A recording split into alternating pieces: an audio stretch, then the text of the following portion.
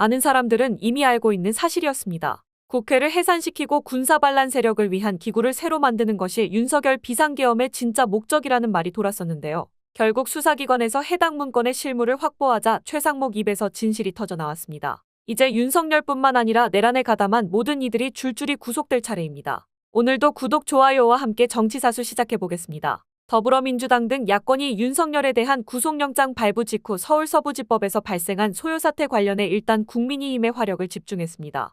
야권은 이번 소요사태를 제2의 내란, 폭동으로 규정하는 동시에 국민의힘에는 이에 대한 입장을 명확히 할 것을 재촉하고 있습니다. 국힘은 여당이라는 작자들이 폭동을 막지는 못했으면 반성하고 자성을 촉구해도 모자를 판에 적반하장으로 야당 탓만 해대고 있습니다. 박찬대 민주당 원내대표는 20일 오전 현안 관련 기자회견을 열고 소요사태에 대해 자유민주주의의 근간과 법치질서를 심각하게 무너뜨리는 행위이자 민주주의와 법치주의에 대한 정면 도전이고 부인할 수 없는 폭동이라고 밝혔습니다. 이날 박 원내대표는 국민의힘에는 국회 차원의 규탄 결의안과 긴급 현안질의 처리를 제안하기도 했습니다. 한민수 민주당 대변인은 일부 국민의힘 인사들은 12.3 내란 사태를 성전, 폭도들을 십자군에 비유하며 폭력의 정당성을 부여하고 심지어 폭동 연루자들에 대한 법률 지원까지 약속하고 있다며 도대체 폭동을 옹호하고 폭도들을 비호하는 이유가 무엇인가? 내란 의힘도 모자라 이제는 폭도 의힘이 되려는가라고 했습니다. 김선민 조국혁신당 당대표 권한대행도 이날 오전 최고위원회의에서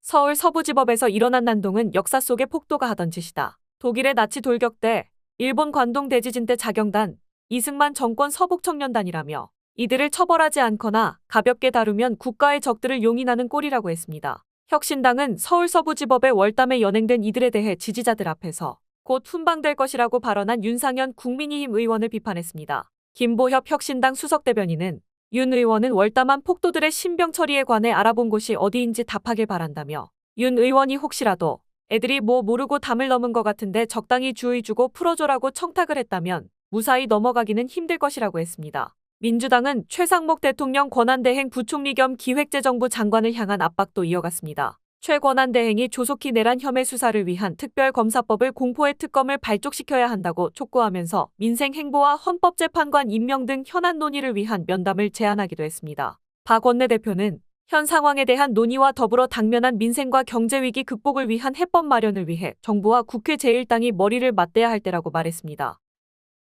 기획재정부 장관이라는 제목에 지시사항 3개가 있습니다. 예비비를 조속한 시일 안에 충분히 확보해 보고하고 국회 관련 자금을 완전 차단하고 국가 비상 입법기구 관련 예산을 편성하라고 했습니다. 12.3 비상계엄 선포 직후 윤석열 대통령이 최상목 당시 기획재정부 장관에게 은밀하게 건넨 문건을 검찰이 확보한 겁니다. 지휘부가 주머니에 들어있어서 제가 그걸 갖다 차관보고 가지고 있으라고 했고요. 계엄을 전제로 한 그 조치사항 같은 걸로 느낌을 받았습니다. 문건 실물이 확인된 건 이번이 처음입니다. 헌법상 아무런 근거가 없는 비상입법기구를 만들려고 나라 돈까지 끌어쓰려고 했던 문건은 비상계엄의 국헌문란 목적을 입증할 핵심 증거로 꼽힙니다. 관련 증언도 많습니다. 제 소관이 아니라서 정확하게 기억이 안 납니다만은 이제 계엄 관련된 예비비 관련 그 재정 자금 확보 이런 정도로 제가 기억. 검찰은 문건에 나온 비상입법기구가 전두환 군사반란 세력이 국회를 해산한 뒤 만든 국가보위입법회의를 본떴다고 의심하고 있습니다. 국가보위입법회의는 정치인 활동 규제 등 신군부 입맛에 맞는 온갖 악법들을 통과시키며 전두환 정권 장악의 토대를 만들었습니다. MBC가 확보한 문건을 계엄 포고령 문건과 비교해보면 비슷한 게 많습니다. 제목 아래 밑줄이 그어져 있고 문장은 동그라미로 시작합니다. 계엄 포고령은 김용현 당시 국방장관이 초안을 작성했고 윤 대통령이 검토 승인했다는 게 검찰 수사 결과입니다. 비상계엄을 주도한 윤 대통령이 책임 있는 답을 내놓아야 합니다. 밖에서 구호 외치던 사람 정도가 단순 가담자지 법원 들어가서 휘젓고 다니던 사람들이 단순 가담자라고 볼 수는 없지 않나요? 뭐 단순히 아니냐는 뭐 법적 판단에 따라 다르겠지만 불법으로 진입한 것은 맞습니다. 그리고 민주노총이 법원 들어가서 서버에 물 부은 적 있나요? 그런 적 없죠. 이런 물타기에 경찰이 휘둘리시면 안 됩니다. 아시겠죠? 뭐 제가 그 사실은 잘 모르고 있습니다. 네, 그런 일이 없으니까 모르시겠죠, 당연히. 그런 물타기에 휘달리시면 안 된다는 말씀을 드리는 거고, 어제 배후가 폭력 사태와 관련이 있다면 이 역시 철저하게 수사할 것이다라고 말씀하셨어요, 맞죠? 네, 맞습니다. 그러면 이 철저한 수사가 어디까지여야 하는지를 좀 따져봐야 할 것 같습니다. 이번 이 서부지방법원 난입 폭동 사건은 세 가지 측면에서 지난 2021년 1월 6일에 있었던 트럼프 지지 폭도들의 국회의사당 난입 사건과 굉장히 유사합니다. 세 가지 정도가 유사한데요. 첫 번째는 두 개의 폭동이 모두 국법 질서를 부정하는 방식으로 대통령의 권력을 유지하고자 하는 세력에 의해서 이루어졌다라는 점입니다. 미국 워싱턴의 폭도들은 헌법과 선거법에 따라서 시행된 대통령 선거 결과를 부정하고 싶어 했고, 한국의 서부지법을 습격한 폭도들은 법원의 이 내란 수괴에 대한 구속영장 발부를 부정했습니다. 두 번째는 트럼프와 달리 윤석열은 친위 쿠데타를 일으켰다는 점에서는 좀 다르긴 하지만 이 두 가지의 폭동을 일으켰던 주된 명분이 부정선거론이라는 점에서 공통점이 있습니다. 제가 차장님께 강조하고 싶은 세 번째 공통점이 뭐냐면 이 두 폭동 모두가 현장의 가담자들이 우발적으로 일으킨 것이 아니라 배후 세력의 집요하고 강력한 선동에 의해서 이루어졌다라는 점입니다. 미국의 사법당국은 이 배후 세력을 현장 가담자들보다 더 엄격하고 더 중하게 처벌했습니다. 이 미국 폭동 사건에서 프라우드 보이스 같은 극우 폭력단체 소속 인물들은 연방헌법상 그 반역 음모죄라는 죄목으로 최소 12년에서 최대 22년까지 선고를 받았습니다. 근데 이 사람들 중 일부는요, 그날 국회의사당에 있지도 않았던 사람들이었습니다. 그럼에도 불구하고 이런 중형을 선고받은 거예요. 그리고 이 미국 사법 당국은 폭동일로부터 3년이 경과한 2024년까지도 이 폭동에 가담했던 사람들을 끝까지 추적해서 체포하고 기소했습니다. 이 점을 좀 유념해 주셔야 될 것 같고요.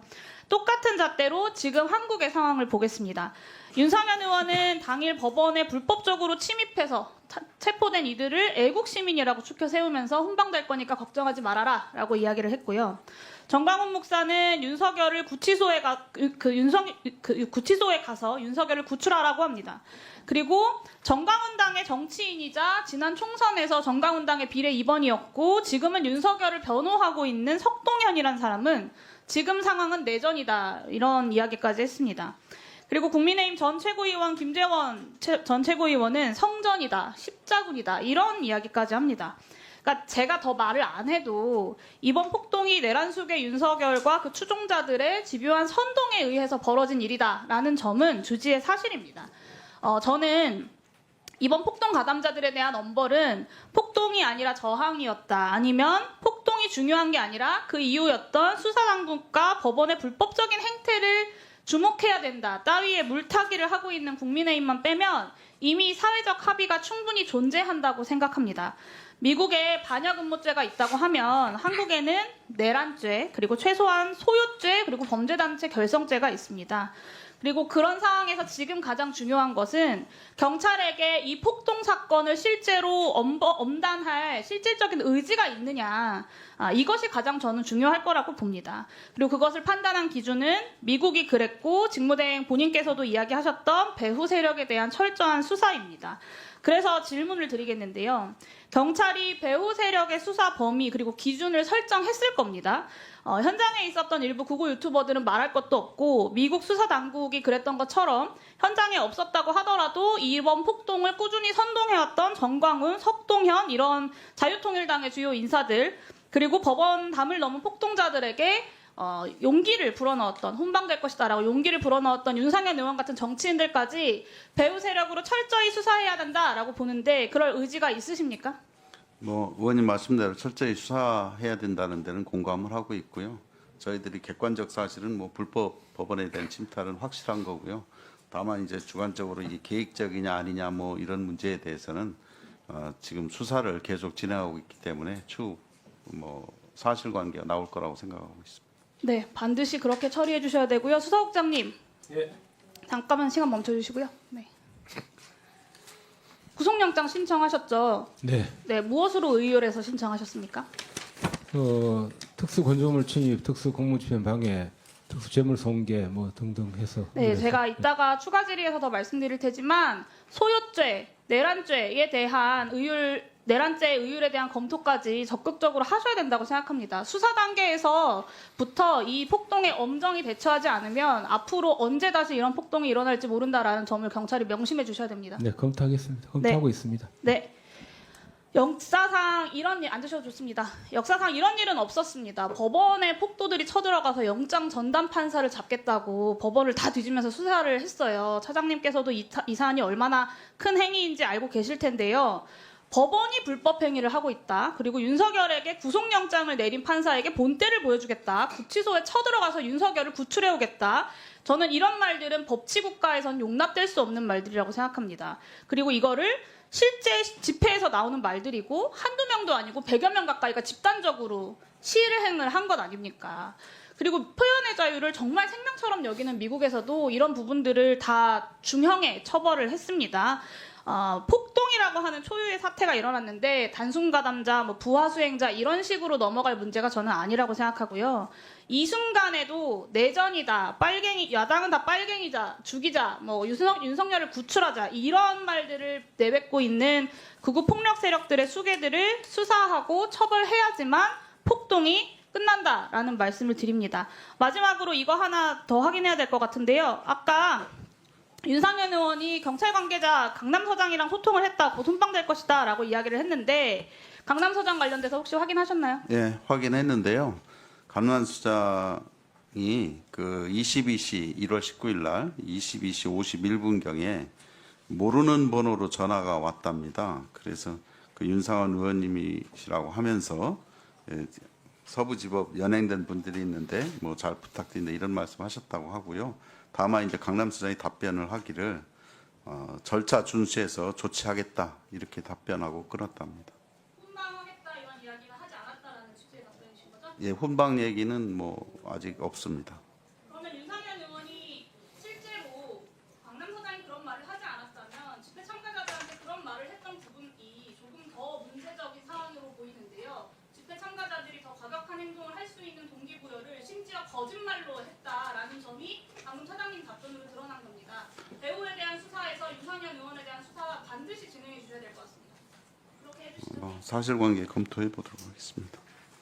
오늘 내용은 여기까지입니다. 유익하셨다면 구독과 좋아요 한 번씩 부탁드립니다. 대한민국이 바로 서는 그날까지 정치사수가 함께하겠습니다. 감사합니다.